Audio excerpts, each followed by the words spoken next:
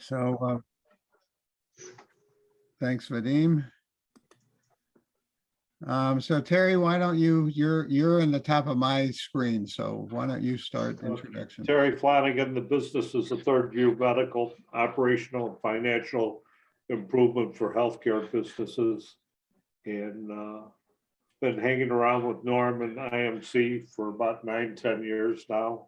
Been on the national board as well as the chapter chair of Chicagoland. Learned a lot from these collaborations. Back to you, Norm. Okay, Tanya.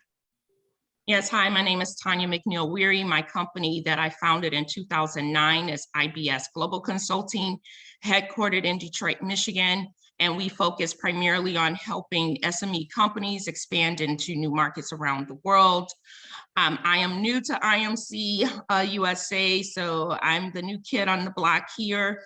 Just really looking forward to getting connected to other professionals in the industry and to learn what new trends are happening and what others are doing post-COVID, especially to build and grow your consulting company. So excited to be here. Thank you so much.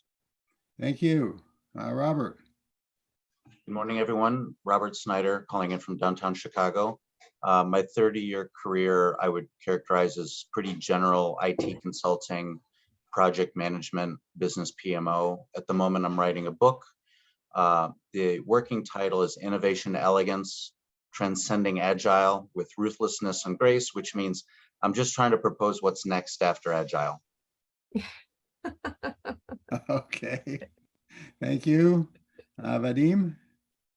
Good morning. My name is Vadim Katzman. My focus is digital transformation, and our business focus is small to mid-sized businesses to which we advise on enabling technologies, provide solution architecture for their enterprise systems, and automate back office. Thanks, Vadim. Daniel. Good morning, everybody. I'm Dan Pinkham. My company is Lakers Consulting. I primarily work with small to mid-sized manufacturing companies to identify where they have opportunity for process improvements using Lean Six Sigma. And I've been a member of this group since September and joined IMC finally on April 1. Oh, great. Welcome. Vivek. Good morning, I'm Vivek Singhal. I'm a certified management consultant as per the IMC, and I'm primarily involved these days in trying to figure out where the world is really going and why it is going there, and how we can make an impact on 1 million by doing something different. Okay, thanks, Vivek. Jonathan. Jonathan Handler in AI, cybersecurity first for small healthcare firms, up to about 100 people.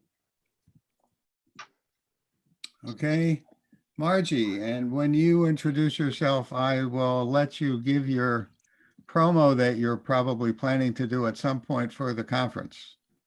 Thank you. Well, first, my business is Communicating Today's Way, and I help businesses and business professionals communicate.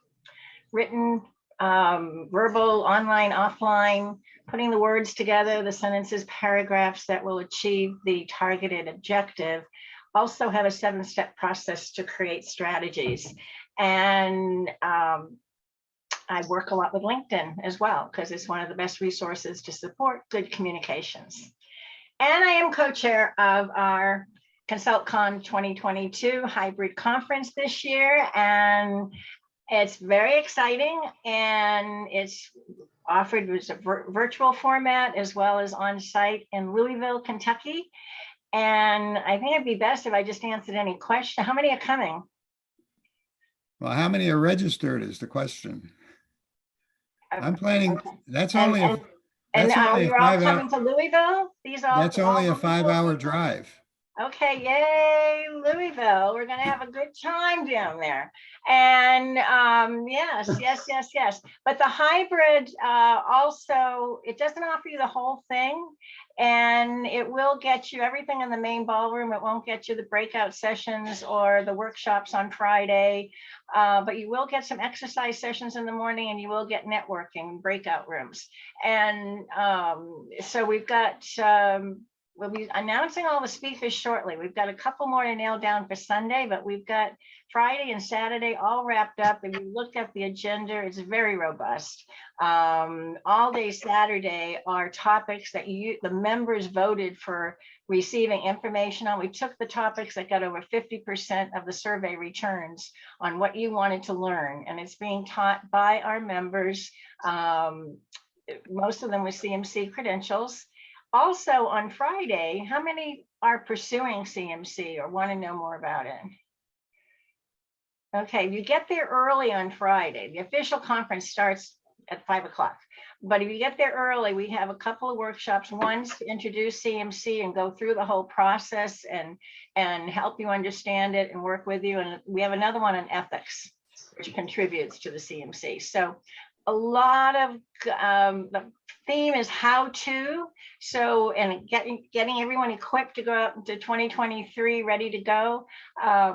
So we've got a lot of information for you in that regard. You should be well equipped to take on the nuts and bolts of doing your consulting businesses, but also what you need to be flexible with all the changing times that are going on and be up to date on what is happening out there. And lots of time to meet each other, which is where most of the learning can come from at some of these conferences. So I welcome you all to Louisville. There is something, if you heard the rumor, I'll address it. The rumor is that if you buy the virtual conference now and come time for the conference, you're not fearful of COVID, you can upgrade to the on-site at the reduced fee. And that is in the works. It hasn't had a final approval, but it is something that might be released shortly as an option. Okay, Just to a- be sensitive just- to the COVID fears out there. Just a couple additional comments. You mentioned it at the end. One of the things that you don't get in the virtual is the networking. And it's the opportunity. One of the things I learned early in my time with IMC, and I'm somewhere close to be over, I think I passed 35 years at IMC. But one of the things I learned relatively early is that IMC is a community more than anything else. And again, we're only a 5-hour drive from Louisville.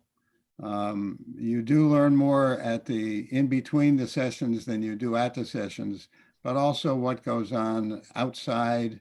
I found after my first 2 conferences that I attended, and I've been going to conferences now since I think the mid 1990s, is that when the conference agenda came out, I signed up for the conference before I even looked at the agenda, because I knew there were people that I had met that I don't see other than once a year.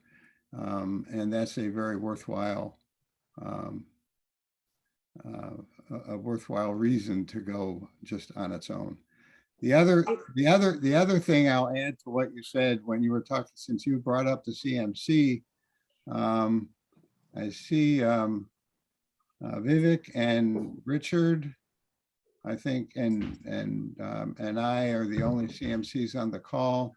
Highly recommend getting your CMC. It sounds like a lot of work. It is a lot of work, but it's not something that's a 2-year project. You can do it in a few months, and it's well worth it for several reasons. So you were going to add something. I just want to add, I went to 2 on-site conferences. I can tell you who I met at each one, but I can't tell you what the agenda was at each one. So, so I totally ditto what Norm said. And besides, in between the sessions on Saturday morning, we're having, well, we during the breakfast time, you can scoot over to a speed networking event in the same room. So you can meet people one at a time in a speed fashion. And then on Sunday morning during breakfast, we're having table discussions on resources that people are using. So a lot of opportunity during the breakfast hour to network, besides in between the sessions where you meet each other. And of course, Saturday night, you're free. And if you check your emails, there's so many things to do in Louisville. You can start arranging plans with your friends or new people to go out and enjoy Louisville. We're just a few blocks away from what I understand is a big area with all the most popular restaurants. So very easy to get out in Louisville. And we'll have more details on those types of activities coming to you as well. So, And there's still an early bird rate. and what was that? There is still an early bird rate. There's still a savings. Yeah, the big savings ended, but until July 25th, it's only $695. And then it will go up. So thank you for all who have registered and coming to Louisville. I can't wait to see you there. And if anyone ever has questions in between, contact me and I'm happy to answer them. But I encourage all to come to Louisville. We're all excited. There's going to be a lot of energy in the room. We got some great energetic speakers. So Thanks, See you later. Margie. And last month we had Henry DeVries was with us, so.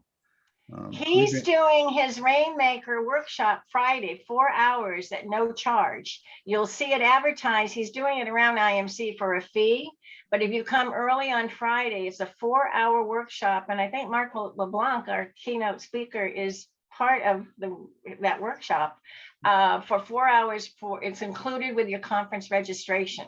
That Yeah, alone is pretty unique. Yeah, I went to the conference. I went to the conference his workshop last week. It was well worth it. And the Brown Hotel is unique and the rate's $149 a night. Doesn't get better than that. So, Okay, okay. so we'll move on. Rich, you want to introduce yourself? Sure. Hi, everyone. I'm Rich Cruz with Greater Chicago Consulting, and I help medium and small sized businesses mainly with their Marcom tech stacks. However, I do have a keen interest in how people work. So I'm a student at Purdue studying IO psychology as an add-on to what I do in consulting. As Norm mentioned, I'm a CMC. I went through the Quick Start program here, and I highly recommend anybody doing it. Okay, thanks. Larry Dribbin. Larry Dribbin. Hey, Rich, I didn't realize you were interested in IO Psych, but I've got IO Psych for my IT. Purdue's got a very good program, so we have to talk about that sometime. But I've been a consultant for most of my career, one way or another. I started off software development and then migrated into consulting with IT and then to business. Been focusing predominantly on companies that have problems, usually severe problems, and they bring me in. I used to work for Capgemini to do turnarounds and fix things up, which I've done most of my career. I've also been teaching at DePaul, been teaching in this computer engineering department, software engineering, and most recently cloud computing. Thanks, Larry. Shireen? You're muted. Hi there, I'm Shireen Goodman, and my company is Elevate Worldwide, but after transitioning from being a project management consultant to major Fortune 500 companies, I am now a strategic business coach, helping coaches focusing right now make more money in their business and really create their own personal economy by really helping them to develop a very specific plan for their business that aligns with their lifestyle. And so that's what I do. Thank you, Shireen. Susan Smalley just recently joined us. Good morning. Good morning. My name is Susan Smoley. I had some sun. Actually, I suppose it's time to sort of come out to the group. This is the face of a drug trial. I'm involved, I am taking a trial drug that's about 2 to 3 years from FDA approval as part of a cancer treatment protocol that is looking at, to this point, an undruggable mutation to the KRAS gene for prevention of various kinds of cancer, in my case, lung cancer. And I have been in this protocol since October, when my other protocol stopped. I am bringing to bear with this. I have, as it happens, an MBA from University of Chicago. So we're keeping it all in the family and working on managing that. In addition to my interest in, at this point, I am retired from several careers in my past, primarily as a project manager, policy analyst, economist with the Army Corps of Engineers at all levels of the organization throughout the country. I've worked in the Midwest and out Northwest. In addition, for caregiving responsibilities, I left that and I developed and worked as a substitute teacher, K through 8th grade, teaching all subjects. So in those different areas of management skills, I'm now predominantly focusing on working with my church, both at the national and parish and regional levels, as well as a keen interest in supporting my son's career, who has completed work as a material scientist PhD, but is interested in working in data science and continue my abiding interest in business. So I thank you very much for your being part of this group. It allows me to continue this and also to apply and continue the developing. I'm interested to hear about marketing today. I just read an article yesterday about employee advocacy programs, how one doesn't trust government, media, or business anymore, but peer-to-peer and friends. And they've channeled this and created yet, to my mind, another kind of marketing aspect called employee advocacy programs. So it'll be interesting to see if we touch on that channel today. I think the peer-to-peer you're going to hear a certain amount about. Well, yeah, and that's an aspect of employee advocacy programs. I'm always interested in the latest, greatest names being used and the etymology and how much of that is really the new that's it's pushing and how much is it repackaged what we've already been working with, which is fine because we need to continue to be current with it. But I find this group especially helpful with that. Thank you. All right, thanks. Cynthia? Hi, I'm an IT project manager, senior business analyst, but also director of programs for the Association of IT Professionals. So I find this group valuable. I learn something every meeting I attend. So thank you. Thank you. Welcome, everybody. And a brief introduction. I'm a recovering management consultant. Most of my connection with management consulting right now is just participation in IMC, mainly doing this monthly and going to conferences and networking and maintaining my relationships.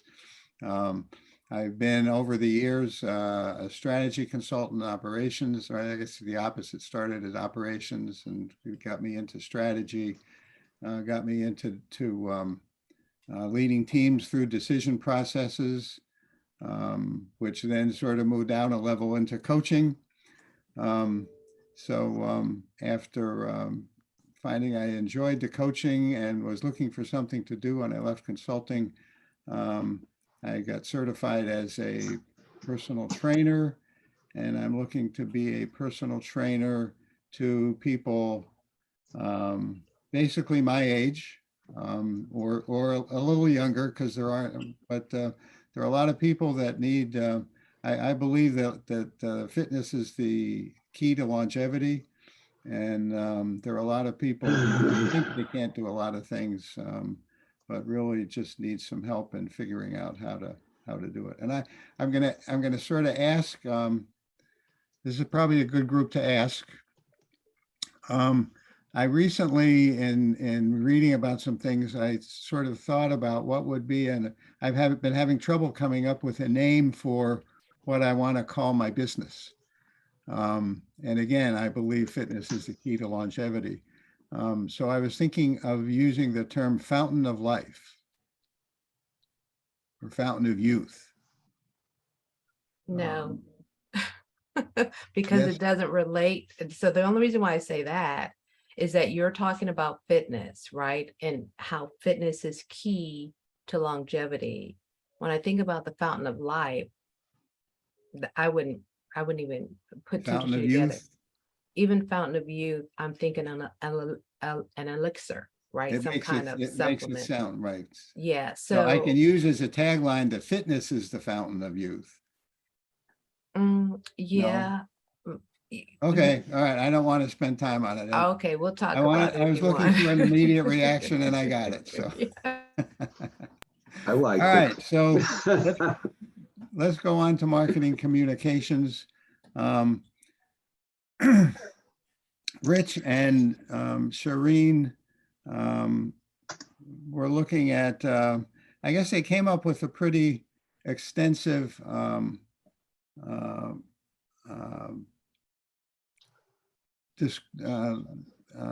program for what they would like to present.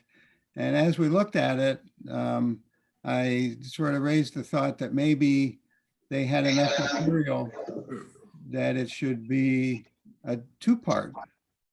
And as we looked at breaking it up, it ended up being a three-part. And I think we've got a lot of good information on marketing communications in general, which you'll hear more about in parts 2 and 3. I think part 2 is going to be somewhat more general. And then part 3 is going to get into some of the specifics of the things that we're going to talk about in part 2. I see Shireen shaking her head yes, so apparently I remember that correctly. And we picked out one part of it, the lead engine for consulting, as probably good as a session on its own. So we're going to deal with that first. I'd like to, at the request of Shireen and Rich, a couple of quick guidelines for our discussion. They've got a lot of material they want to cover, and what we'd like to do is see if we can give them as much time as possible without limiting the discussion that everybody wants. So I'm going to ask, when you have comments or questions, if you raise your hands, and I'll try to call on you when it seems appropriate based on what they're doing, and we'll see if we can satisfy everybody in the process.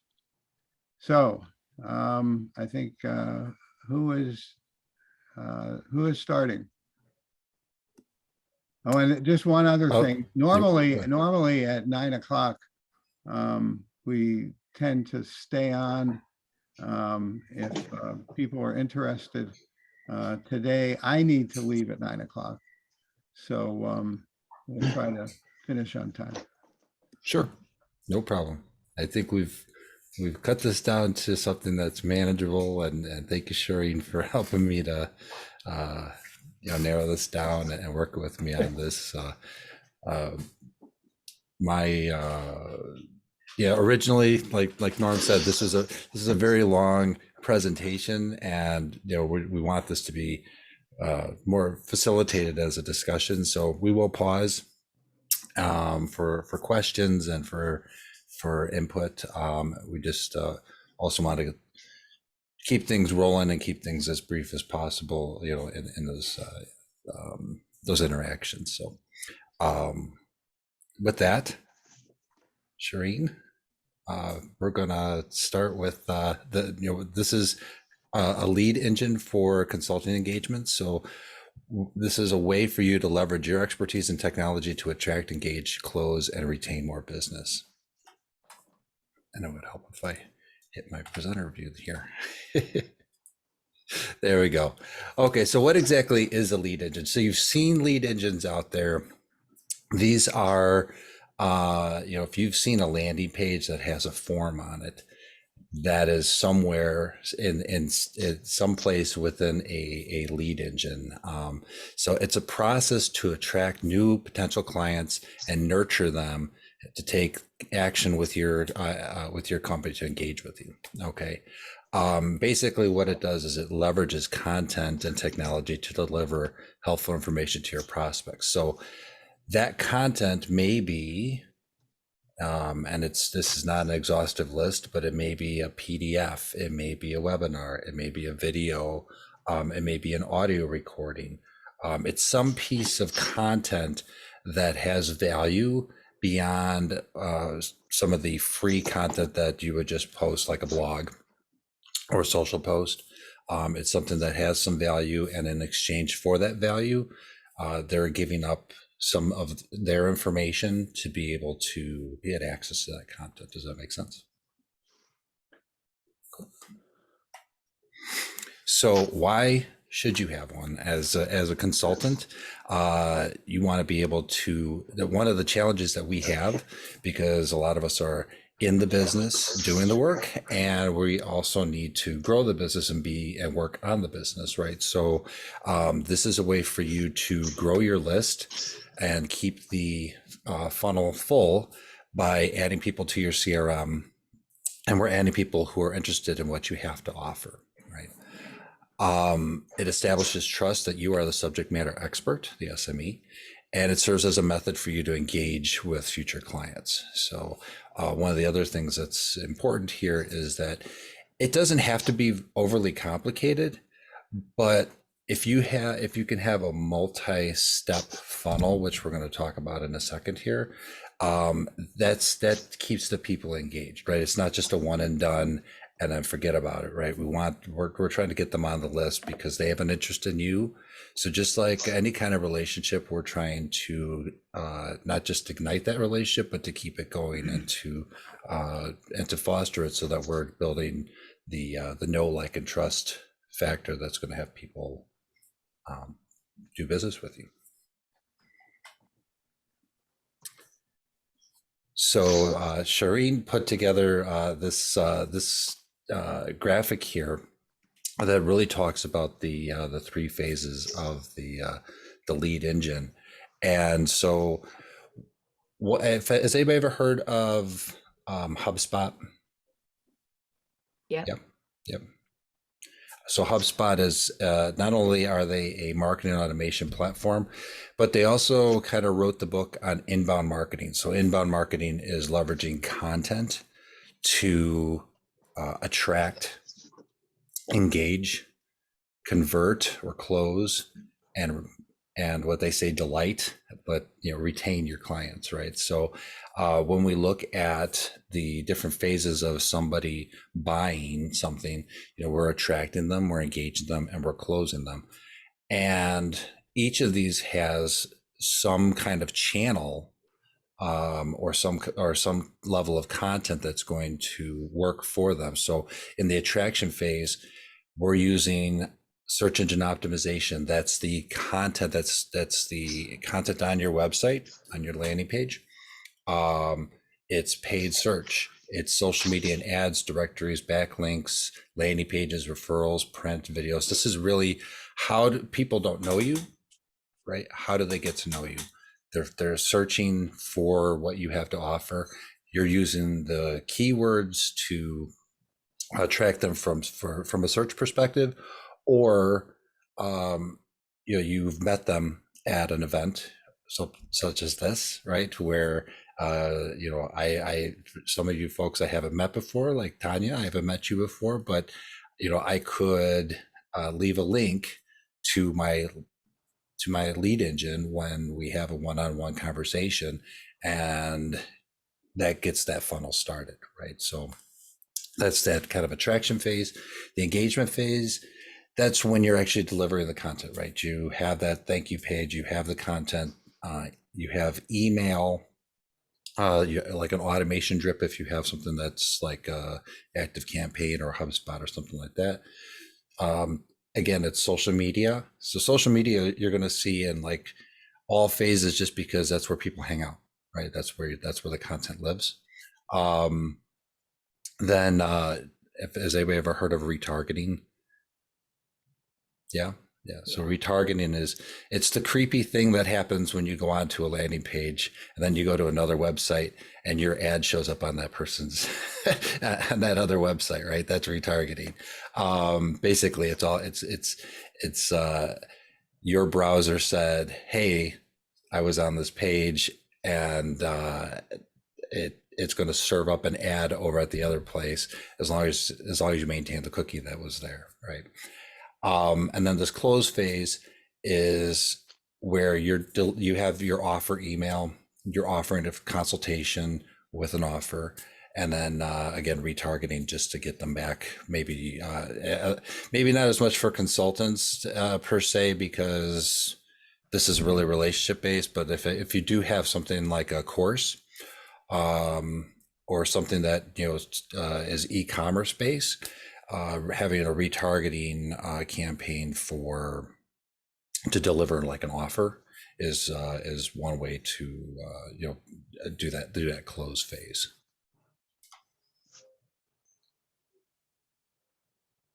Sherry, did you want to take this? Yeah, so let me just talk a little bit This might about. be this might be a good point just to break for a minute, see if anyone has any comments or questions about any of what Rich has been talking about. And there have been a lot of terms here. Whether anyone isn't sure what any of this means or how it relates. One quick comment I would have, Rich, when you said you were referring to consultants and some of this referred maybe to someone who has a course, going back to Henry DeVries' session from last month, and I guess he elaborated more at his course, at his seminar. One of the good marketing tools of consultants is to give free, well, not necessarily free, but to give webinar or to give seminars, live seminars, and you could be promoting the seminar rather than promoting your services, and the services then come out of that. So that would fall into the lead engine, I would think, the engagement phase. It could be, yeah, and that seminar can be in that attraction phase or in that engagement phase, frankly, because it depends on where you are in the funnel here. But some people use like a free webinar in that attraction phase, but they might do like a lower priced one, as a second one, just to kind of gauge the level of engagement that somebody might, let me put the level of interest that somebody might have in there. So if they're willing to pay $99 to go to this second phase, that you have somebody that is hot to trot to go to the next phase. Does that make sense? And apparently the way he does it, he said it's a paid seminar, but hardly anybody pays. Right. Because Sure. He gives special offers to people. But the thing is, if you feel like you're getting something for a reduced price or you're getting something for nothing, by setting a price on it, you set a value, and it's not, even though you might not be paying, you have a different view of it than if it's just a free sign, then it's just a marketing kind of thing. Well, can I offer something around that? Okay, so if you think about this, and I'm going to actually use a webinar, which is like a seminar, but you're just doing it virtually, right? And people are very used to webinars. So if you think about these particular phases, this is how you could actually see this funnel in action. So say, for example, and I'm going to use you, Norm, and your, let's just say, Fit for Life, right?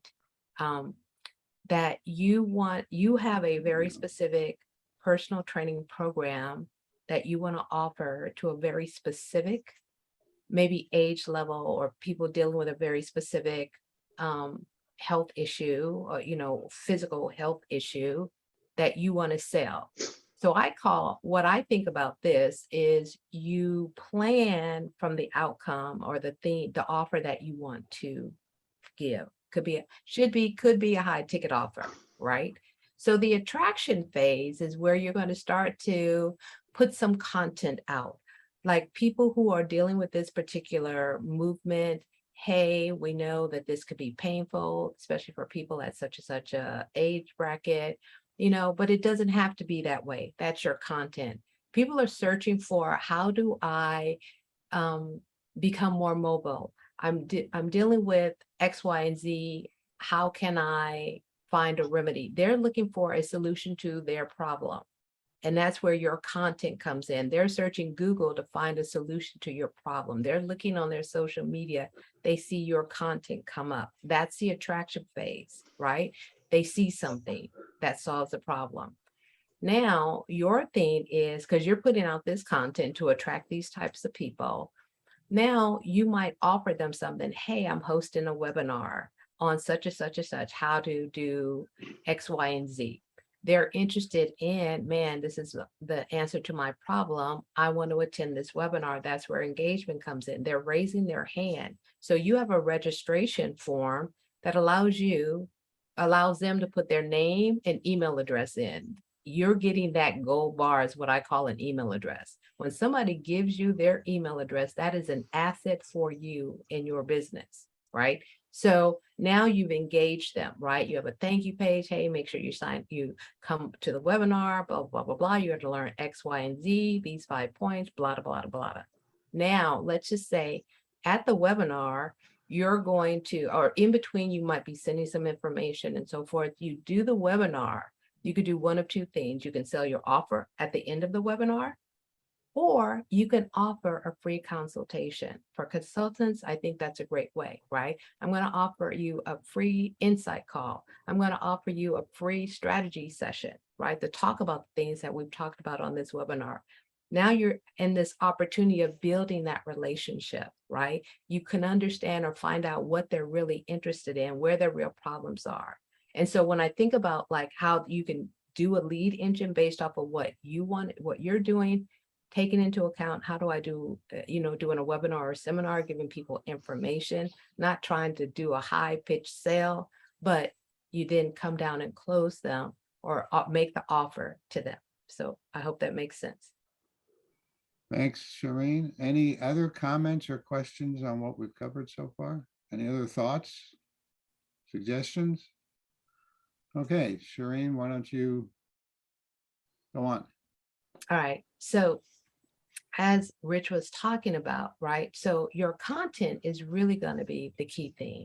People are searching on the web, searching in social media to find a solution to their problem. That's the only reason why people would even buy, a coaching service, a consulting service, ask you to get into, come into an engagement with them because they have a problem that they need solving.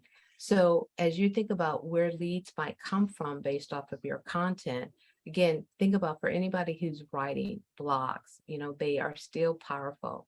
But why? Because you can pepper your blogs with keywords to help optimize the search engine optimization, right? Again, if you can just keep in mind that people are searching, how do I solve X, Y, and Z? What can I do about X, Y, and Z, A, B, and C? So think about blogs, and if you're a writer, putting in and peppering your content with specific key phrases, right? LinkedIn, I think who talked, Margie, I think talked about LinkedIn. LinkedIn, especially for professionals, is a gold mine. It's not a short game, but it's a long game. And if you do it with consistency, I think you will really be able to see some really great results. So here's where, again, sources of leads, your referrals. And I think here's the deal, even combining some of these things, but being able to create referral partners through LinkedIn and your LinkedIn connections, I think is something that is really key and ideal for consultants, right? Again, webinars, people are so used to webinars. You're giving away great content, but with a right strategy behind your webinars, you can turn that into a sale at the end of a webinar. You can turn that into the opportunity for people to see how you operate when you do a free consult. You allow them to set up a free consultation, okay? And then speaking. right? Whether it's virtual or in person. When you are speaking, people see you as an authority, right? So they're going to be curious. They're going to want to talk to you. They want to figure out what you do. Now, all of this are sources of leads that will help you start to build or start to create that funnel process. Again, when you think about a funnel, it's going to get narrow and narrow, and that's fine, right? You're not trying to serve 100 people at once, but you do need to keep putting leads into that engine, that lead engine, right? To kick off the process. So that's what that's about.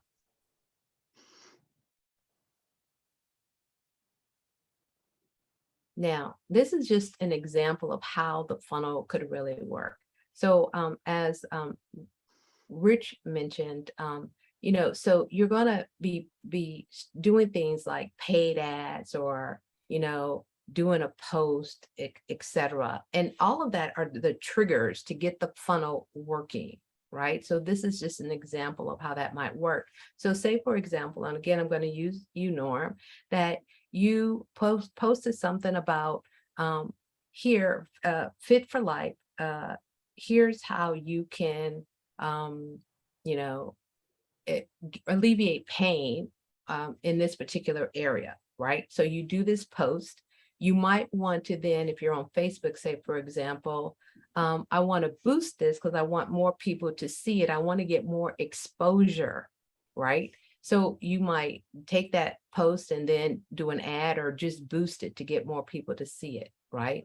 From there, they see it, they go like, oh, this is me.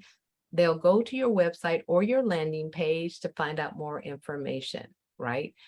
Again, this could be, you might even just say, here's a checklist, or here's a PDF, or here's a video you could watch. Any one of those things, that's where you're taking them next.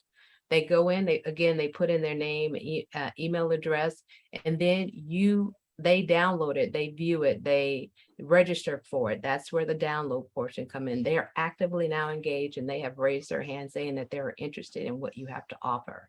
From there, through that process, you start to collect these leads. You could start to collect a pool of people who are interested in that very specific thing that you have to offer.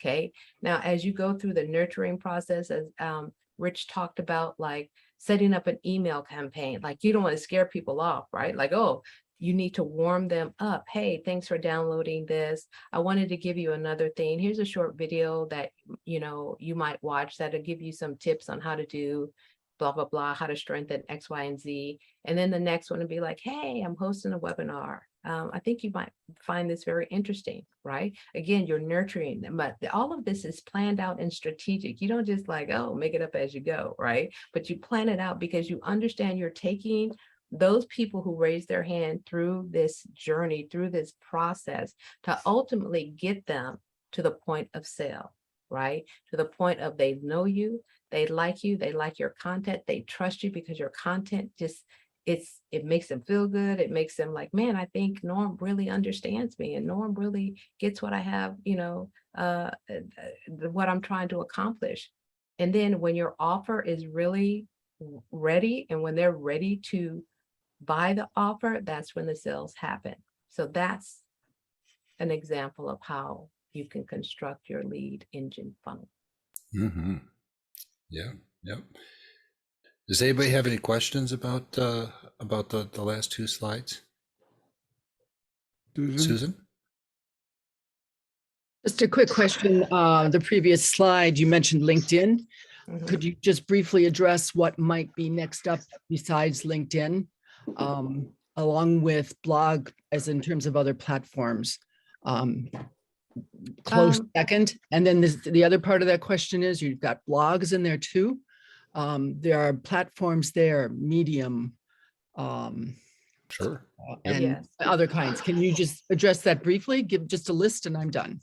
Yeah, so the one thing that I want to say is there are so many, and we think that only the top ones like TikTok, Facebook, LinkedIn, Instagram. There are a ton of social media platforms, Twitter, that's out there. the challenge is, and what I think that people really need to think about is, one, you don't need to be on every single one because you can't master every single one. So you want to pick one, and you want to pick the one that really makes sense for where your target customers are. So that's why when I talk about consultants, I believe LinkedIn more so than Facebook, right? Because Right. there are professional people, consultants, big decision makers on LinkedIn. And I think that the tools that they are really trying to help build that platform is more conducive.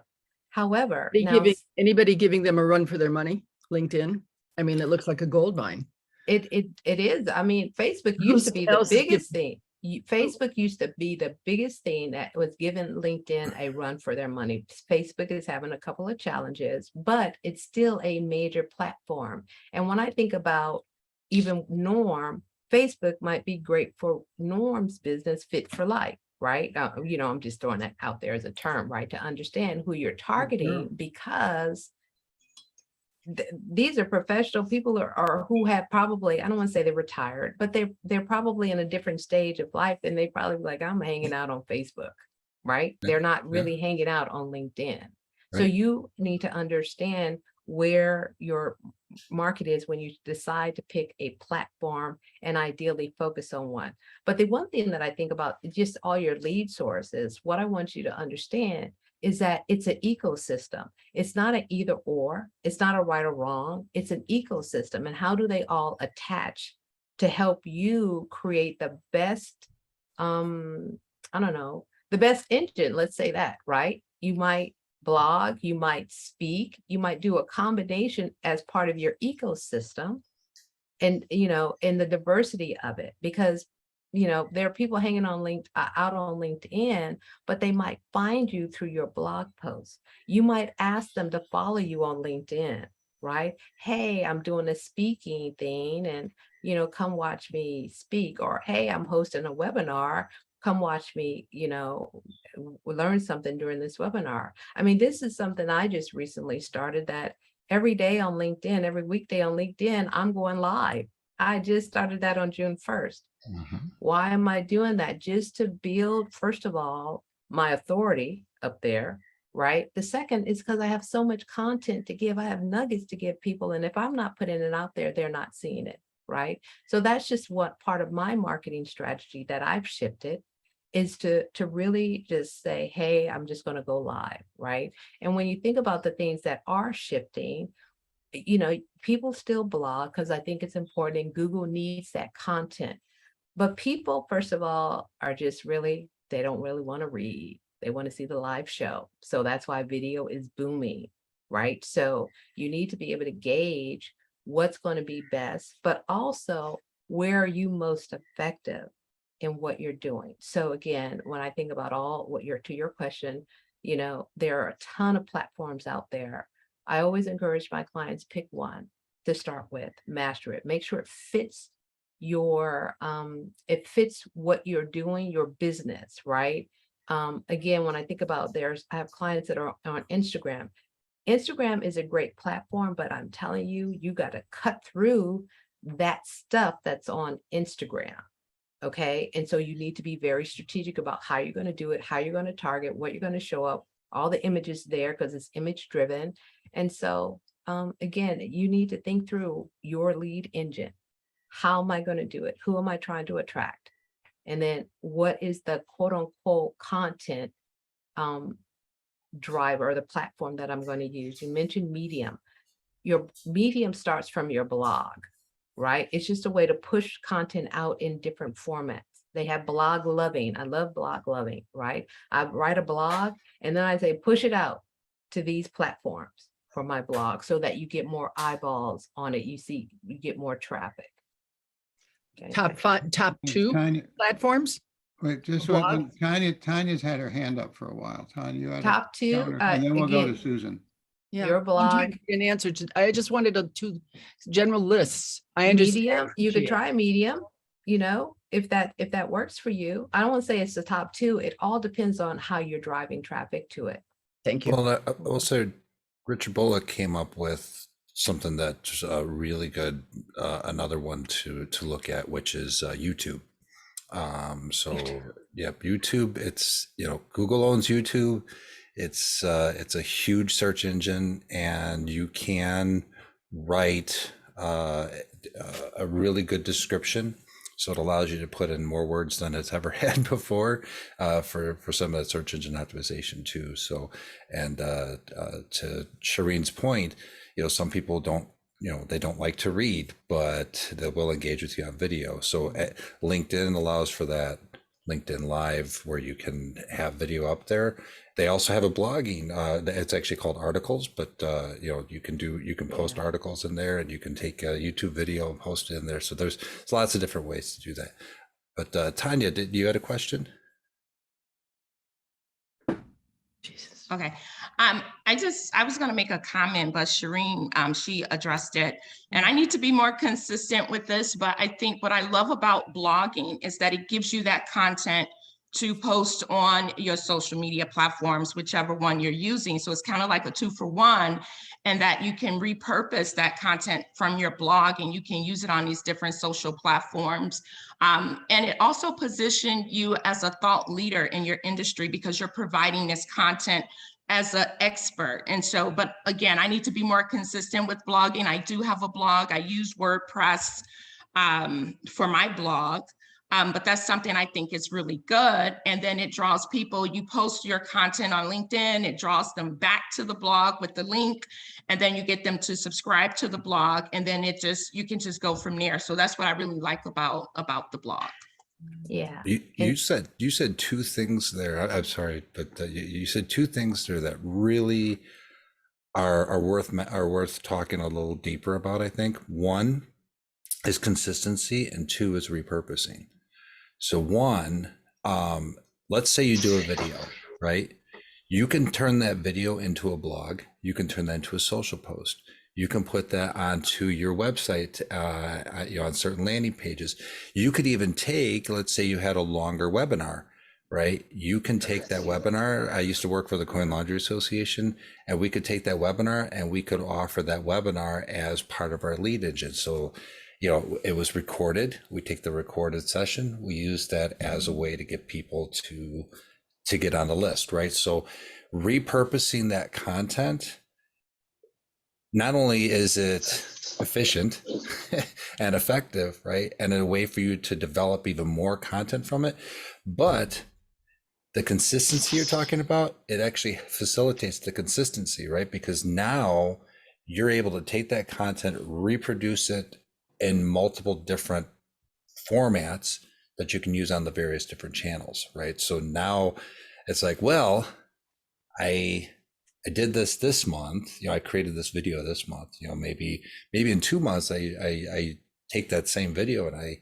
chop it up and use it for something else, so, I think that thinking strategically about, okay, I have this content, I spend all this time doing this, how can I do that? Plus it, from a consistency standpoint, it's gonna build your brand more when you're saying the same message over and over again, right? So before we go on, I'd like to go back to Susan's question. Sure. Shireen, you several times in your comments, you mentioned there are a ton of platforms that you can use like LinkedIn, but nobody's mentioned more than there are like half a dozen that you mentioned, which are the ones that everybody uses and everyone's familiar with. For all the rest of them, you could mention maybe half a dozen more, and most of us have never heard of them. Right. So if you're trying to market to people, you're not going to get to them unless you're going on a platform that they're familiar with. So, Exactly. why would you go to these others, and how would you pick which one to go to if it's not one of the big 5 or 6? And I would say that you wouldn't. That's just like picking a declining niche. Right. You would not go and try to market to a niche or a target that's declining. You want a growth platform, a growth market, So that's the same thing, like when the question be like Facebook and, Twitter. So again, think about this that's happening in the news. If you're on Twitter and Twitter is your driving force, well, there's a big impact disruption called Elon Musk that's coming in and taking over Twitter. There's going to be a big disruption there. So you need to be thinking about, first of all, be looking like, oh, okay, maybe I should consider a more stable platform. Maybe I should kind of start to edge my way onto LinkedIn if Twitter has been your mainstay, right? The same thing with Facebook. Okay, Facebook, okay, what, Sheryl Sandberg, I'm leaving. Okay, well, that's a big disruption. What's going to be happening on that platform?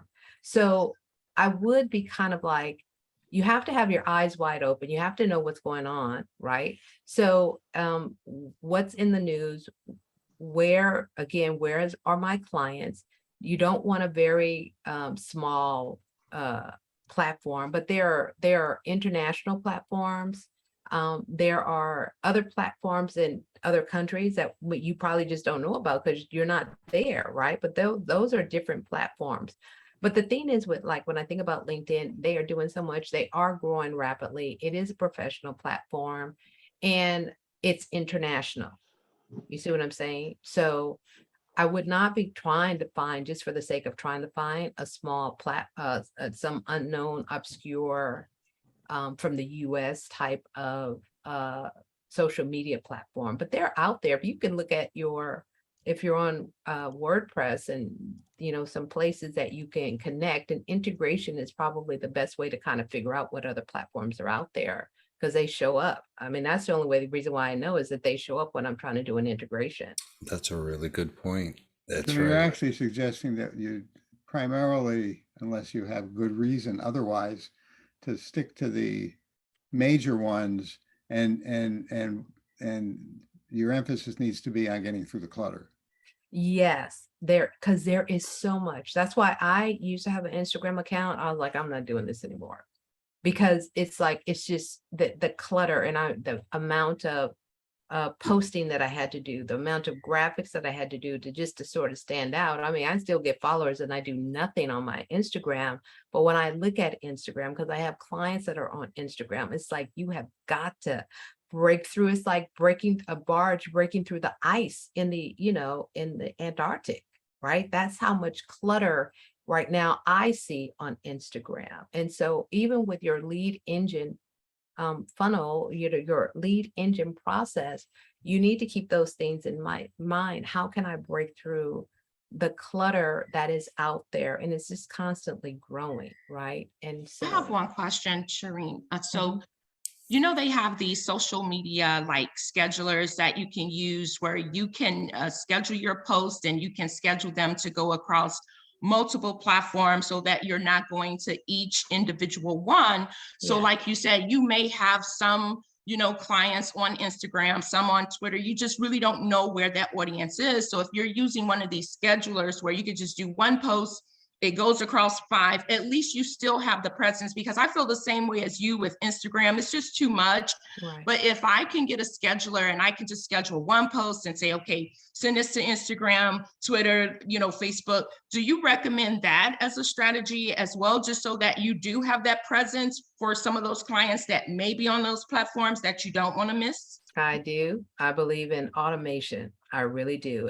And when I think about a scheduler, especially I use one, I love it because it does allow me, if I wanted to go on all these platforms, I can do that, right? I actually do use Twitter and I use my LinkedIn. It allows me to post to my LinkedIn page as well as to my LinkedIn profile, right? So there's 2.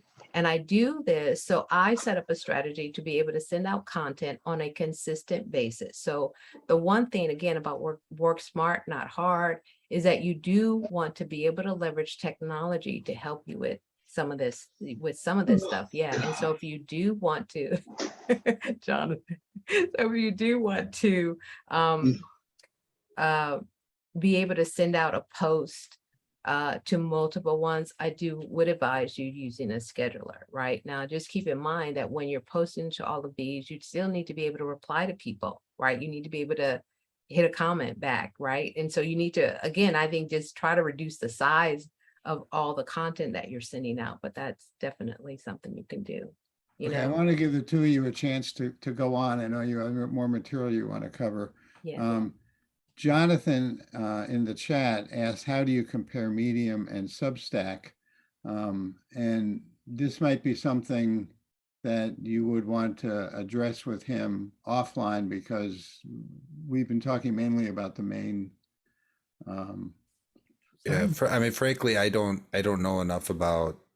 I know enough about Medium to know that it's there.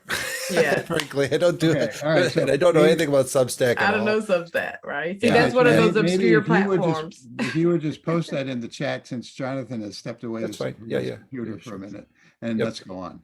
Yep. I will say one thing that actually Terry brought up in the chat here. About he said characterization, but if you develop a persona, and this is a whole other conversation that we can go. I honestly, it's a whole other discussion we can do later on. But persona development allows you to, create a character, right? And that character has, these traits. And what you're doing is you're building your perfect audience member, right? And that could include where they're hanging out, what are their preferences, what are their motivations, that type of stuff. So I think that really helps you to develop what your channel mix is going to be. Okay, Speaking of channel mix, just going to do a quick rundown of, so everything has, a formula, and there are, components to that. So we just made a brief list here of the kind of ingredients that you might have for building this funnel. Again, you don't need everything that's in here to be successful, and you don't, how do I put this? This is not an exhaustive list either, right? So there are things you could add to this. So, from a website, I mentioned WordPress in here, but any other content management system, arguably if you have an HTML only website, which I don't know if anybody does that anymore, but they could, having a content management system allows you to continually create that content without doing a whole lot of code. Then, your social media, as we've been mentioning here, the different type of channels, Facebook, LinkedIn, Twitter, YouTube, Instagram, you name it, it's out there. Just pick the ones that work for you, right? And test. If you're not getting anything on it after a while, move on to something else. I would say one other thing, actually, I'm going to get into this in a second. Marketing automation and email campaigns or email programs, right? ESPs, Active Campaign, HubSpot, Constant Contact, which is now with SharpSpring, Pardot, MailChimp. There's a whole bunch of these systems out there. Most of them have a free trial. Go in and try it out and see if you like it, and move on to another one, and eventually pick the one that works for you. Different directories like Google My Business, Bing Places for Business, and then there's a whole bunch of other ones, but those two are probably the gold standards that are out there right now. Having a CRM system, something where you're actually going to put those leads right outside of. I was once in a sales organization, and we had people that were using notepads and their Outlook or their an Excel file. You want something that to Shireen's point, something that's integrated, right? When you can integrate that into your ecosystem, it just facilitates everything. You're able to do segmentation. It's just a much better place to be. So some CRM examples: Active Campaign, HubSpot, Sugar CRM, Salesforce, Zoho, and there's a whole slew of other ones out there. Advertising. So you have Google Ads, and then you have your social media platforms.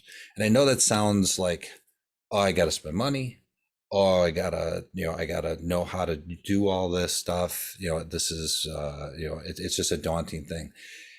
You don't have to spend a ton of money on those ads. The social platforms have really good flexible spending options.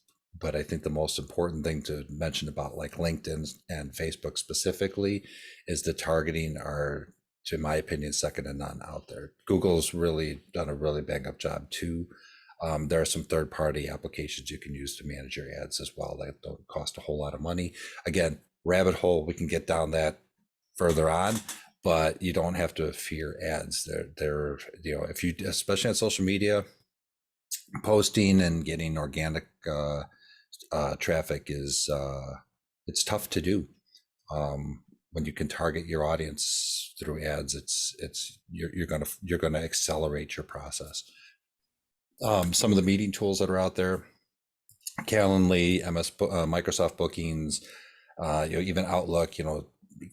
You have people that want to do business with you. You want to get it into their calendar, and you want them to be able to choose the spot that works for them. So having one of these types of programs really helps to facilitate that. Meeting tools such as Zoom, Microsoft Teams, GoToMeeting, WebEx are a must these days. Just we're meeting, it's a virtual world. In person, you can't be in person, but these other platforms like what we're meeting on right now, it's still a very rich communication channel. We can see each other, we can share content. It's the next best thing to that in-person meeting. And then we have to be able to create the content, right? So having some tools, if you have Microsoft Office, great. There's Canva. There's my favorite is the Adobe Creative Cloud. A little bit of learning curve there, but having these types of things helps you to create all of the things that you're going to need to do this. And this sounds complicated and all of that. It really doesn't. It's really, it's not a grocery list. It's a list of things that you can use and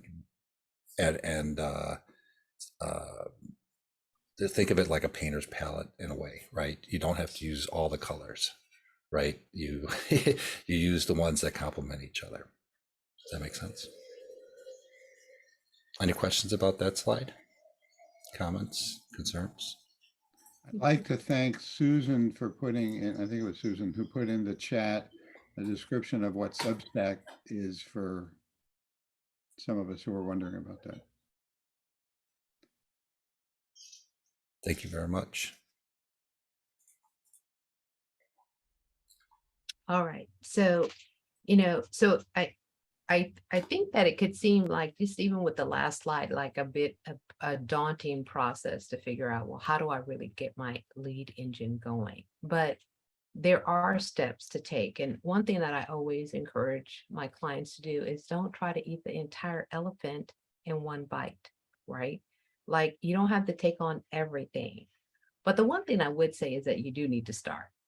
In where we are in this economy, where we are in terms of, what's going on in business, leads are the lifeblood to your business, right? Even if you're doing just referral, at some point the referrals might dry up. So you don't want to be left without having some kind of pool of potential opportunities, right? So the first thing I would probably say that you really need to do, with anything, is plan it out, right? What are you trying to accomplish? What is your objective? So it doesn't need to be, and here's the one thing I want to say about as you're planning is to get very specific and very targeted. Like who mentioned, or Rich mentioned, that when it comes to your target, let's say the avatar or that persona, there's one person or one group of people that you might be targeting right now. And think about that, because when you start to really mix up your lead engines, it can get a bit confusing. So if you can create a lead engine, lead funnel for a very specific target that leads to a very specific offer, that's where I would suggest that you start your planning process. Okay, not a hodgepodge of all these fishes, but a very specific fish in a barrel. Right, that's the concept I like. It's easier to target a fish in a barrel, easier to hit a fish in a barrel than to hit a fish in the ocean. Okay, so plan out your engine, develop that persona, right? Who are you trying to attract? What is the best content in order to attract them? Again, I would consider problem oriented and they need a solution. So that content is, they have a problem, you are my solution. So create content around that. build out the system, and it is a system. And again, when you think about a system, it's a repeatable process. So it could be like, again, I'm going to do a post. I'm going to boost the post. I'm going to send them to a landing page. I'm going to give them a download. I'm going to write 3 emails to them. And then I'm going to invite them to a webinar. And from that webinar, I'm going to make an offer. That's how you build out your system. You do need to test it, right? Nothing works the first time around. Okay, there is no such thing as perfection the first time out. The 3 T's: try it, test it, tweak it. Try it, test it, tweak it. At least give your system maybe a good 90-day run, or 3 times to 5 times before you have to make a pivot. Okay, iterate it and launch, iterate and launch. You will not know if it's working until you launch it. Okay, everything is hypothetical until you do something. You won't know until you launch, right? And then you can start to figure out, where do I need to optimize it? So it is so important not to let fear stop you from launching. Don't let perfection stop you from launching. And then promote. Right? Promote, promote, promote. People need to know. This to me is like driving traffic, letting people know. You have to promote it or people won't see it. And then here, right? What gets measured gets managed. Analyze what's happening. Where are the holes in this? Did I miss something? All right. And that to me is the consulting process. That's what we do as consultants, right? So think about that. These are just some steps that you can take. Okay. Perfect. Any questions on all of that? It's a lot to digest. There's a Take lot one to step at a digest. time. That's right. Yes, A I lot- do. a lot I of We do can have- we can make these But it is a slides lot of available, steps. right? I think that's the important point that you just made. It's not something you just say, hey, I'm going to do this, and you put it up there and you're done. And Unless you that's do all these things, you're going to look back and say, hey, why didn't it work? Yeah, but see, here's the deal. What I think where we are, Norman, such a great point, is that we think that success is supposed to happen overnight. And the fact of the matter that we don't need to plan our success. So we don't need to take steps. That to me is a dangerous mindset that I find that people are in, especially, solo practitioners, new entrepreneurs. They don't want to take the time to plan, but you need a plan for so many aspects of your business that you don't have available to you that when you were in corporate. I'm like, come on, right? And so it's important, but it's important to take baby steps, like a straw man. Let me just do a little small test. This is not my big offer, but let me just test this out. Let me test this out with a lead magnet, and let me just see the process just with the lead magnet. You know what I'm saying? Absolutely. And it's all, especially with the digital. Okay, I just want to let you know it's 4 minutes to 9. So. Yeah. I was just going to say, well, especially with the digital environments, nothing needs to be concrete, set in stone. Everything is very flexible. You can always change content. You can always change messaging. You can always change channels. There's the iterative process just continues.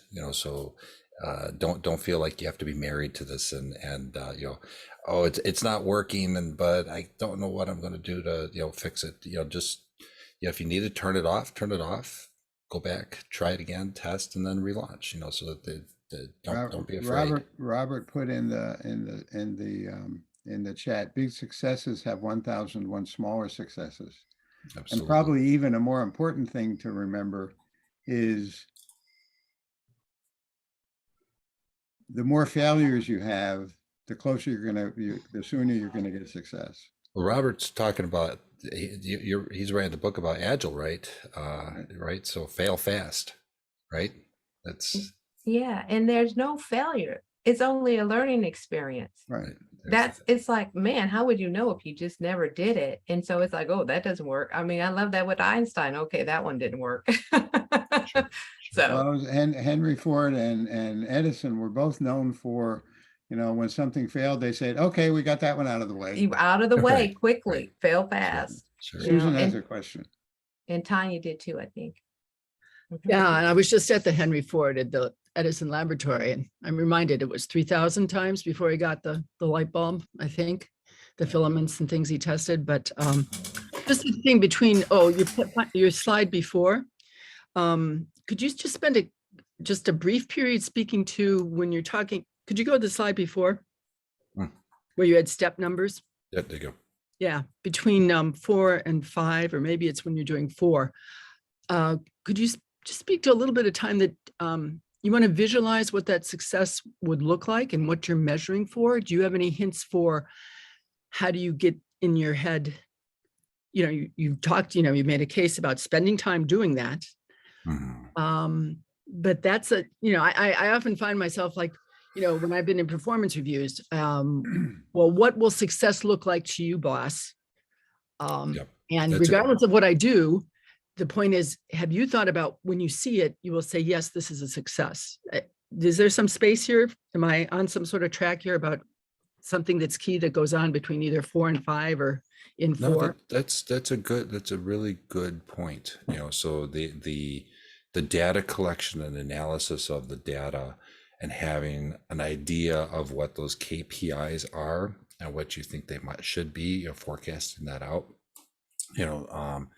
is important. So having an idea of, and I think you can, I think this is probably something, it's a deeper conversation to have, but I think it's important to have, working back on what kind of traffic you think you're going to be able to drive. And I think honestly, the advertising channels kind of help you to forecast that a little better, based on your budget and based on who you're going to be targeting. So there's some of that can help. And then based on what that top of the funnel looks like, the tofu, right? Where you think success is going to be in the middle, the mofu part, and then there's the bofu part, the bottom of the funnel, right? So where do you think people should be in there? How many, you can quantify that. And then, how many at that close part and that bottom of the funnel, how many do you think you're going to be able to close? Having some idea of that, but being mindful that you're going to be iterating, you're going to be changing that, but having an idea it's a good idea to have. Okay, it's 9 o'clock, and I know some people are already leaving. Sure. First of all, I want to thank the two of you. And for anybody who has questions yet, the next 2 sessions, a lot of the information in there is about a lot of these things we've been talking about and how to use them for marketing communication. So a lot of those questions will be addressed, or you'll have a chance to deal with them in the next 2 discussions. I just want to mention next month, July, the first Friday is the 4th of July weekend. And in September, the first Friday is Labor Day weekend, which we run into typically in the summer. So our next 2 discussions on this topic are going to be August and October. So we've got we're all set for that. Thanks to both of you. I think we missed your last slide, Rich. Oh, that's okay. That slide was mostly a little bit of a summary. Yeah. And I think you're going to cover most of that in the next session anyway. Yeah, we're good. No problem. Well, thanks for the opportunity, everyone. Thanks for jumping Okay, in. so everyone have a good early part of the summer. And can I just say this real quick? One thing I think that might be great coming into August is put together a simple plan. Start to follow the steps and put something together that will help facilitate the next discussions. I think will be great. You can see, well, here's where I am. This is what I see. This is where I'm stuck. Yeah, that's a good point. If people start to put together a plan, they're going to know where they have roadblocks or where they have just things that they don't know how to deal with. Right. And getting started is the best way to come up with questions. Mm-hmm. Yeah. Which is why when we talk about doing webinars and seminars, people say, well, you're giving away all your secrets. Yeah, well, you can give them all away, but when the people start trying to do it, they're going to come back. I know, they can't implement it, right? Yeah. Okay, so thanks, everybody. Thanks. Okay. Thanks a million. Take care. Have a great one, thanks. Thanks, Shereen. Everybody. Thanks a Thank million, you, Carol. everybody. Great Thank you, one. Shireen and Yeah. Rich. Everybody, thanks. Bye. Thanks for Good- good- doing all good the hosting discussion. stuff. Nice. Patty. Yeah, it'd be good to see if you could send that out, Rich, to everybody. Yeah, that would be great. Please. Yeah, Norm, can I do that? I could put it as a I think PDF, it- export as a PDF and Um, send it to you to send to everybody. Vadim, can we put it in with the recording? It has to be, PDFs are not part of the recording, even if you upload to chat, so it will not be attached to it. No. Mm, Okay. Okay. Well, also, that's who's missing, Mary Beth. Where's Mary Beth today? She I don't know. is in I Wisconsin. guess she's Bad probably connection. working on election. Bye, everybody. Oh, okay. She okay. does early voting. I see, okay. So, all Yeah. right, we'll figure out a way to get it out. Okay. All right, That's good. Thanks. have a great one, bye. You too.